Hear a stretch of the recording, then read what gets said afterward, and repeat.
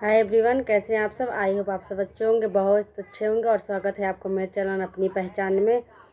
So friends, मैंने आप लोगों ने कल जो मैं एक वीडियो डाली थी, आप लोग का क्वेश्चन था कि दीदी आपका मॉक टेस्ट में कितना नंबर आ रहा है, क्या हो रहा है, ज़रूर हम लोग के साथ शेयर करिए।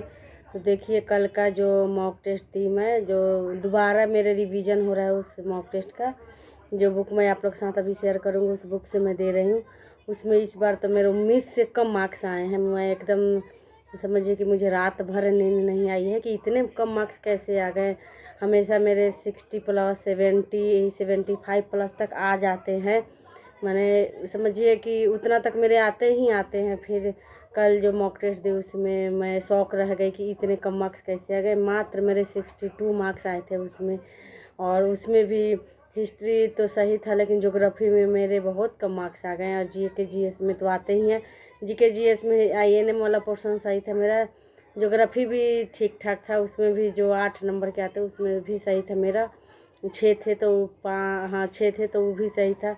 लेकिन जो और साइंस हो गया, मैथ्स हो गए, इसमें काफ़ी कम आ रहे हैं। करंट में भी था तो मेरा 5 सही था, तो करंट का भी चलिए सही है। लेकिन बाकी काफ़ी मैंने समझिए कि मैं एकदम परेशान हो गई हूँ कि इतने कम मार्क्स कैसे आ गए। अंदर से एक मन एकदम बेचैनी सी हो गई थी कि आप लोगों को मेरे फेस से दिख भी रहा होगा कि एकदम मन एक नहीं होता है कि कोई भी चीज़ पे मेहनत करिए और उसका रिजल्ट आपको नहीं मिलता है, तो काफ़ी दुख अंदर से तक होता है।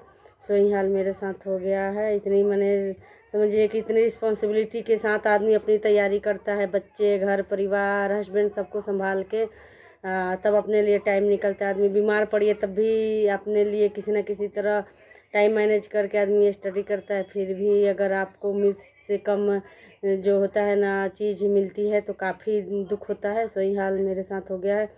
तो फिर से मैं अब समझिए कि 6 महीने का टारगेट लेकर मैं री स्टार्ट फिर अपनी पढ़ाई कर रही हूँ। जो मैं एकदम जीरो लेवल से जो फ्रेश जैसे अभी जो समझिए कि मैं शुरू से पिछली सारी तैयारी छोड़ के मैं शुरू से फिर से तैयारी करने वाली हूँ। क्योंकि अब मैं फिर से शुरू से तैयारी करके ही जो 100 प्लस मार्क्स है उससे भी उसे मैं तैयारी अब करूँगी। 6 महीने में मैं काफ़ी जी जान लगा के अब मेहनत करने वाली हूँ। और आप लोग पूछते हैं कि आप कहाँ से हैं, आप कि ज्योग्राफी सब्जेक्ट क्यों लिए हैं, हिस्ट्री क्यों लिए। तो देखिए, अपनी अपनी चॉइस होती है। मेरा हिस्ट्री और ज्योग्राफी में रुचि है तो मैं वहीं ली हूँ। कम्बिनेशन बन रहा है। मैंने सर जो हमारे हैं, जो हमारे एकेडमी वाले सर हैं, उनसे भी मैं इसे पता की हूँ तो बोले कि नहीं, कम्बिनेशन सही है। जो बन रहा है, जिसको जो चीज़ में रुचि हो ले सकता है, तो ये कम्बिनेशन तो मेरा फ़िलहाल सही है। और आप लोग पूछते हो कि दीदी आप कहाँ से हो, कहाँ से हो। तो देखिए डियर, मैं बिहार से हूँ, लेकिन फिर मैं दिल्ली में रहती हूँ। अभी दिल्ली में ही शिफ्ट हूँ। तो मैं लेकिन प्रॉपर बिहार की ही हूँ, बिहार के पूर्वी चंपारण से हूँ। सो अब मैं दोबारा रीस्टार्ट करने जा रही हूँ। मैंने जो बुक्स लिया है, जो भी नोट्स बनाए हैं, और जो बुक्स मैं जो मेरे पास नहीं है, और उसको मैं मोबाइल से जो डाउनलोड हो करके उसको भी पढ़ूँगी। मैंने एक एक चीज़ को का मैं निचोड़ करके इस बार अपनी तैयारी में जी जान लगा देना है। क्योंकि एक सीट तो किसी तरह लेना ही होगा। इतने साल से तैयारी करिए, अगर नहीं होगा तो सारे लोग कहेंगे कि चल 2 साल से 2.5 साल से तैयारी कर रही है, इतने मैंने टाइम लगाई फिर भी नहीं हो पाया। तो एक अंदर से बहुत बेचैनी सी हो जा रही है यही सोच के। सो मैं फिर ये स्टार्ट करूँगी अपनी पढ़ाई। 6 महीने में मैं अपनी एक अलग पहचान बनाऊँगी और इस पे मैं अमल करती भी हूँ। क्योंकि अपने लिए अब सबको थोड़ा थोड़ा टाइम कम दे के अपने लिए टाइम सेव करूँगी और उसके साथ अपनी प्रिपरेशन करूँगी। रात में भी मैं रात को तो मैं अपनी करती हूँ 3 घंटे। तो मैं किसी तरह रात को अपने लिए मैंने जो होता है, बच्चे भी सो जाते हैं, हस्बैंड भी सो जाते हैं, लेकिन अपने लिए मैं टाइम 3 घंटे टाइम किसी तरह निकालती हूँ। और दिन में भी अब मैं 4 घंटे 5 घंटे टाइम कोशिश कर रही हूँ निकालने का। सो अब जो मेरे यहाँ देखिए सारे बुक्स हैं, इसका जो है मैंने इसी से अभी मॉक टेस्ट कर रही हूँ। फिलहाल किरण पब्लिकेशन की है, इसको ख़त्म करके मैं रुक्मणी वाला मंगाऊंगी। रुक्मणी वाली भी काफ़ी सही होती है, क्योंकि मैं सीटेट में रुक्मणी से की थी तो मेरा एक बार में ही सीटेट क्लियर हो गया था।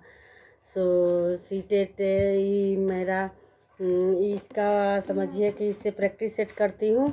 और जीके जीएस भी मेरे काफ़ी वीक है, तो उसके लिए मैं 2 बुक परचेस की हूँ। एक NCERT साठ संग्रह है और एक आपका लूसेंट का हो गया। एक लूसेंट का है कि GK GS वाला है।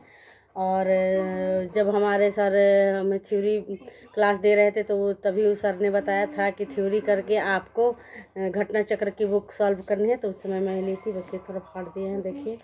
तो इसको मैं सॉल्व करती हूँ। बीच में मैं छोड़ दी थी, मेरी तबीयत काफ़ी ख़राब हो गई थी तो मैं इस बुक को पढ़ना छोड़ दी थी। मैं सिर्फ बुक ही NCERT पढ़ रही थी, लेकिन मैं NCERT के साथ साथ इसको भी करूँगी। इसमें मैं काफ़ी कर चुकी थी, लेकिन होता है ना कि काफ़ी दिन हो जाता है तो फिर चीज़ें आप भूलने लगती हैं। सो ये मेरे साथ होता है, मैं भूलने लगती हूँ। सो मैं दोबारा फिर इसको रीस्टार्ट करने वाली हूँ। और एक मैंने ये आपको बताया था, इससे GK GS के लिए 2 बुक मैं रखी हूँ और हिस्ट्री के लिए ये वाला हो गया और ज्योग्राफी के लिए ये वाली हो गई। और 2 बुक मेरे पास और है। सो एक मेरी फ्रेंड ले गई हैं कि उनको भी मेरे साथ पेपर दे रही हैं, तो बोले कि तब तक मेरे के पास बुक अवेलेबल नहीं है तब तक आप मेरी अपनी बुक दे दीजिए। तो 2 बुक जो मैं CRT NCERT बेस्ड है 9th 10th वाली वो बुक ले गई हैं। और एक और मेरा बुक है जो 9th की है, हिस्ट्री और ज्योग्राफी की, वो वाली बुक ले गई हैं। तो फिलहाल मेरे पास यही सब बुक है, उसी से और जो नोट्स बनाई हूँ उसके अकॉर्डिंग अपनी तैयारी करूँगी। मैं समझिए कि आप फिर से रीस्टार्ट करने जा रही हूँ। और प्लीज़ आप लोग बार बार यही बात मत पूछिए कि दीदी ये आपका एक भाई का मेरा नेगेटिव कमेंट आया था कि आप इतने कम टाइम में आपसे नहीं हो पाएगा।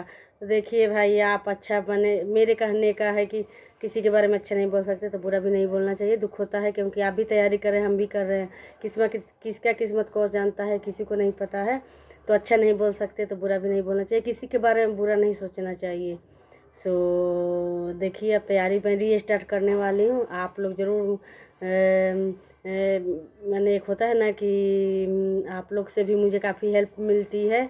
जो चीज़ मेरे समझ में नहीं आ पाता है आप लोग कमेंट के माध्यम से मुझे वो चीज़ें मेरी क्लियर करवा देती है। इसके लिए आप लोग का थैंक यू।